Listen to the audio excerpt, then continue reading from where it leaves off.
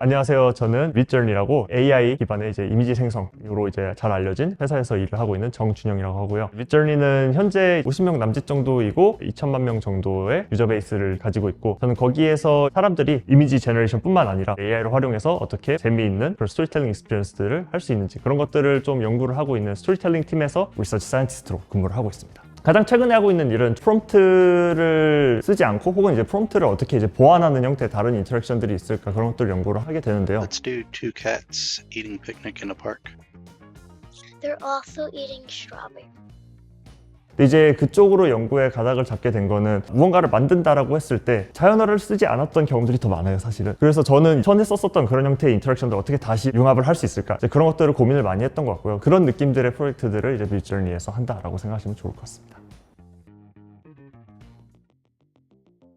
저 같은 경우는 좋아하는 거는 창작이라든지 그런 쪽에 가까웠고, 잘하는 거는 수학 같은 것, 그런 것들에 가까웠는데, HCI에서 되게 매력이 동했었던 거는 사람들이 컴퓨터랑 어떻게 인터랙션 하는지를 다방면으로 연구를 하거든요. 근데 그 중에 새로운 형태의 인터랙션을 제시하는 것들에 되게 관심이 많았던 것 같아요. AI랑 HCI랑 그 인터섹션에 있어야 되기 때문에 미시간에 박사를 하면서 2배 이상으로 공부도 하고, 연구의 영역의 확장 자체도 일어났었던 것 같고요. 인턴 같은 것들을 그 이후에 잡을 때도 정말 제가 하고 싶은 형태의 연구에 지원을 해줄 수 있는 회사들에서 인턴을 하려고 노력을 했었던 것 같고요. 네이버에서 진행을 했었던 프로젝트가 인생 곡선을 그리고 그에 맞춰서 이 주인공이 어떤 일을 겪는지 그것들을 문장으로 생성해주는 테일브러시라고 불리는 툴을 만들었었는데, 그때는 GPT-3였기 때문에 프롬프트 엔지니어링이라는 개념이 인스트럭션 조금 쓴다고 되지는 않은 시기였거든요. 그래서 이 인생 곡선 인풋을 어떻게 LLM한테 인지를 시키고 이거를 따라가게 할 거냐, 이게 되게 테크니컬하게 어려운 문제였었어요. 그래서 논문들을 최대한 많이 읽고 보니까 가능한 방향이 하나가 있더라고요. 작은 모델을 파인튜닝해서 큰 모델을 컨트롤하고, 토큰 임베딩 레벨에서 뭔가 인터폴레이션을 하는 테크닉의 조합이었거든요. 그거를 잘 섞어서 잘 조합을 하니까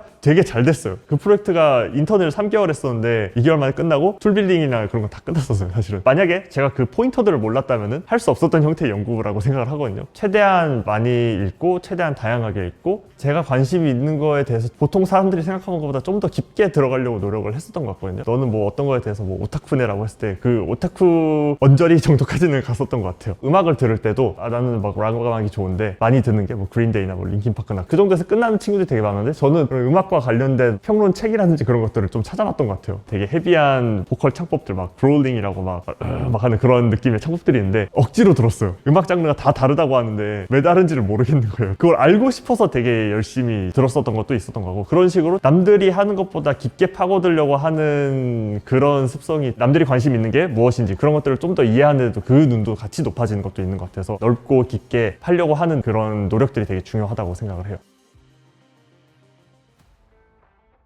네이버에서 진행했던 테일브러시가 카이라는 학회에서 억셉이 돼가지고 발표를 하게 됐는데, 데모도 했었어요. 사람들이 되게 좋아했었던 부분이, 그 인생 곡선이라는 익숙한 요소를 새로 떠오른 기술과 엮어서 되게 새로운 형태의 인터랙션을 만들었다라는 점에서 밸류를 봤던 것 같고요. 학회에 있는 사람들 중에서 맥스라는 친구가 딱 와서 되게 재밌는 프로젝트를 하고, 말이 되게 빨라가지고 많이 못 알아들었거든요. 근데 좋아하는 건 알고 저도 그냥 친절하게 대했어요. 제 프로젝트를 그때 되게 마음에 들어 했었던 것 같아요. 그래서 그 친구가 지금 midjourney에 있는 저의 보스인데, 그게 계기가 돼서 midjourney로 들어가게 된 것 같습니다.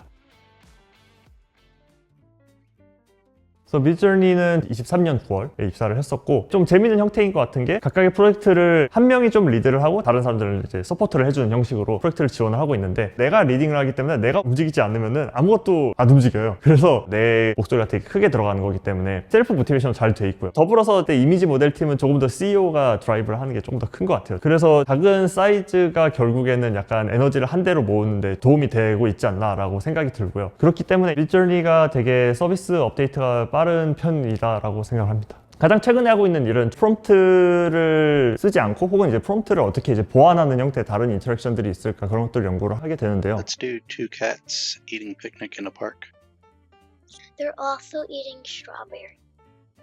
이제 그쪽으로 연구에 가닥을 잡게 된 거는, 무언가를 만든다라고 했을 때 자연어를 쓰지 않았던 경우들이 더 많아요, 사실은. 자연어 인터랙션으로 무언가를 만드는 거는 오히려 AI가 이런 거를 가능하게 했기 때문에 되게 새로운 형태의 인터랙션인데, 그래서 저는 전에 썼었던 그런 형태의 인터랙션들 어떻게 다시 융합을 할 수 있을까, 그런 것들을 고민을 많이 했던 것 같고요. 학회라든지 아니면은 AI와 관련된 행사들, 그런데 참여를 한 적들이 있었는데, 저희 팀에서 하는 프로젝트들 어떻게 하면 뭔가 이런 크리에이티브 익스피리언스를 좀 확장할 수 있을까, 이런 것들에 대해서도 관심이 되게 많다. 그런 것들을 느낄 수 있어서 되게 확실히 이제 주목을 많이 받고 있고 빌드 자체도 주목을 많이 받고 있다. 이런 것들을 되게 많이 느낀 것 같아요.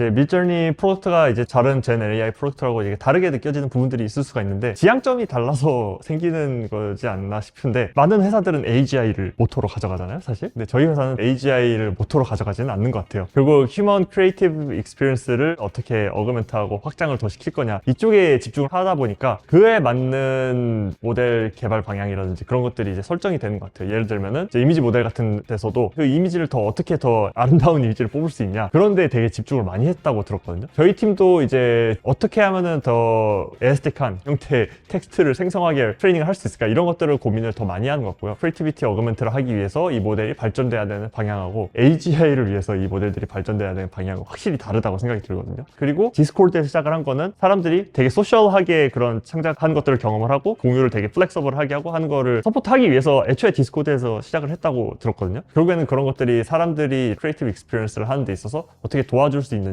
그런 지점들을 되게 고민을 많이 하는 것 같아서 그런 지점들 때문에 차이가 나기 시작하는 게 아닌가라는 생각이 들어요.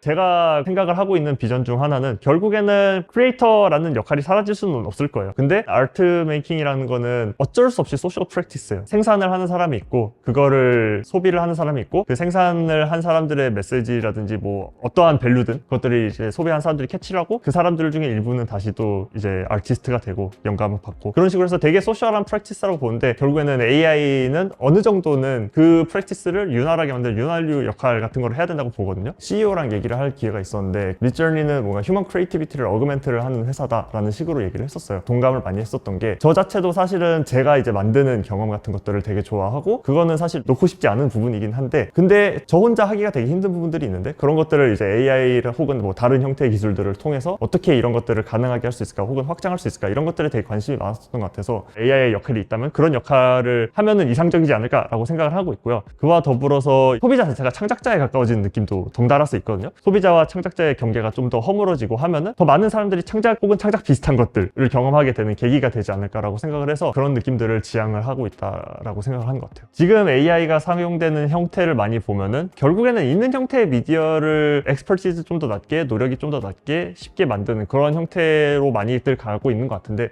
근데 저는 사실 아예 새로운 형태의 보지 못했던 그런 미디어 자체를 제시를 하는 게 필요하다고 보고 그래서 저희 팀도 뭐 스토리텔링 팀이라고는 하지만 그런 인터랙티브 내러티브라든지 그런 것들을 좀 이제 되게 많이 보고 있는 것 같고요. 이제 저도 이제 모든 거를 다 해본 건 아니기 때문에 다 배워가면서 한다라고 생각을 하거든요. 새로운 것들을 배우면서 창작자와 이제 소비자가 있을 때 아트에 관한 아이디어들을 교류를 하는 데 있어서 좀 더 윤활유 역할 같은 것들을 해주는 거 큰 비전으로 갖고 이제 연구를 하고 있는 것 같아요.